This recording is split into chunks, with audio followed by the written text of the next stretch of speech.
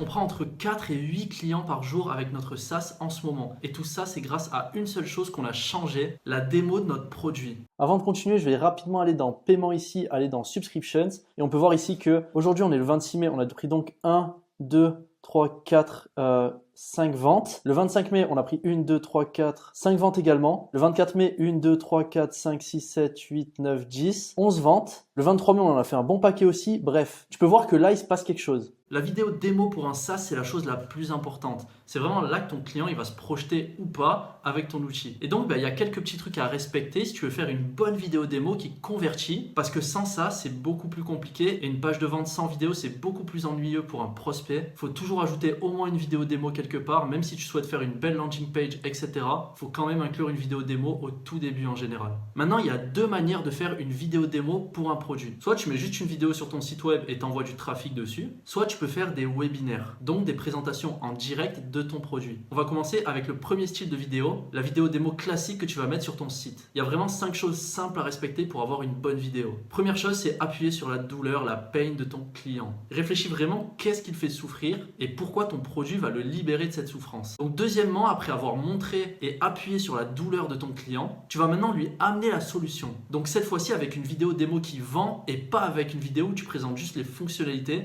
où c'est que du blabla et tu dis oui il faut cliquer là, alors là vous arrivez sur telle page. Non, tout ça, ça marche pas. La démo doit directement montrer la solution de la manière la plus simple et directe possible, sans blabla inutile. Parce que le but c'est pas d'ennuyer les prospects avec tout ce qu'ils doivent apprendre pour maîtriser l'outil, mais plutôt en montrant ton produit qui résout la solution de manière directe. En 3, tu vas maintenant présenter une offre irrésistible avec des bonus. Par exemple, tu peux ajouter autant de bonus que tu veux avec ton offre et mettre une valeur à côté du bonus en barré et le mettre comme gratuit exceptionnellement. Tu peux ajouter de la scarcity du type les places sont limitées, ça c'est plutôt cohérent en général si tu es dans le service parce qu'on n'a pas le temps de s'occuper de tout le monde. Maintenant en 4, il faut absolument que tu aies un appel à l'action qui soit clair et direct. Appel à l'action qui va être appuyé par une période d'essai offerte parce qu'aujourd'hui un logiciel sans période d'essai ça fonctionne pas. Les gens doivent être sûrs que ton logiciel va vraiment leur apporter de la valeur. Donc il faut faire un appel à l'action direct en plus de parler de la période d'essai. Tout ça c'était pour la vidéo démo. Bien entendu la manière dont tu vas présenter ton produit dans le point numéro 2 va tout changer. Si tu le présentes mal, tu n'auras pas de conversion.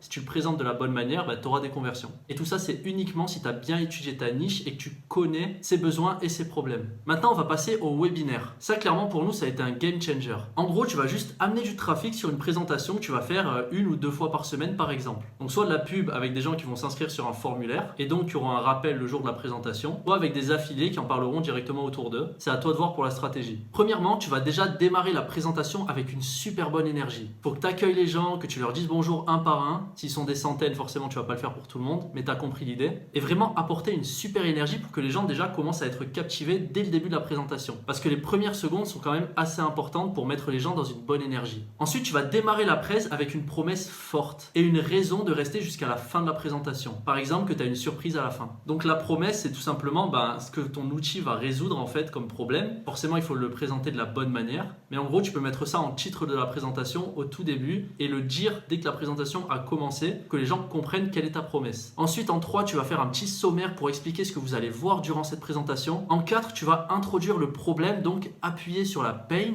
Tu peux le faire avec du storytelling, avec ta propre expérience par exemple. Mais le but à ce moment-là, c'est de soulever au maximum le problème pour que ça prenne le plus d'ampleur possible. Il faut vraiment que tes prospects sentent l'impact de ce problème sur leur vie. En 5, maintenant, tu vas présenter la solution. Donc de la manière la plus simple possible. Il ne faut surtout pas que ça paraisse compliqué. Encore une fois, comme dans la vidéo démo, on est là pour montrer comment le produit résout le problème et pas comment le produit fonctionne. C'est très différent. Maintenant, en 6, tu vas présenter l'offre. Donc là, vu que c'est une présentation, tu peux te permettre de mettre beaucoup de scarcity. Place limitée et réduction. Ça marche plutôt bien. Il faut vraiment que les prospects ils aient une raison d'acheter maintenant tout de suite. Parce que vu que tu t'es fait chier à ramener le plus de personnes possible dans ce webinaire, tu veux maintenant en convertir la plus grande partie. Donc tu peux par exemple dire à la fin que les places sont limitées parce que tu n'auras pas le temps de t'occuper de tout le monde. Voilà, c'est la fin de cette vidéo. Bien sûr, tout ça, ça fonctionne si tu as vraiment étudié le problème de ta cible et que ton produit fonctionne bien. Parce que sinon, tu auras peu de rétention client et tu auras fait tout ça pour rien. D'ailleurs, je penserai à faire une vidéo sur la rétention client parce que c'est hyper important. Ça peut vraiment tout changer pour la survie de ton SaaS. N'oublie pas de t'abonner. Également, j'ai fait une formation offerte sur iLevel, qui est un logiciel qui permet de centraliser tous les outils digitaux. Si jamais tu connais pas ce logiciel, je t'invite à regarder en description parce que ça change la vie. Et donc, j'ai fait une formation offerte où je te présente tout et je t'aide à le prendre en main.